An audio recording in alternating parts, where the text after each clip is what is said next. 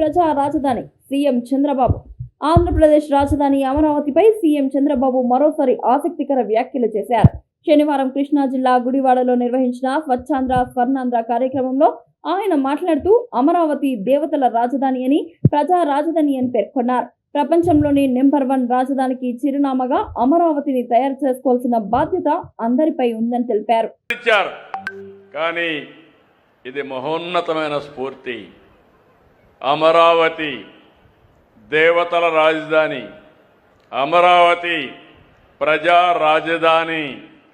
ఈరోజు అలాంటి అమరావతి రాజధానిని కాపాడుకోవడమే కాకుండా దీన్ని నెక్స్ట్ లెవెల్కి తీసుకుపోయి ప్రపంచంలోనే నెంబర్ 1 రాజధాని ఏదంటే దానికి చిరునామాగా అమరావతిని తయారు చేసుకోవాల్సిన బాధ్యత మన పైన ఉంది.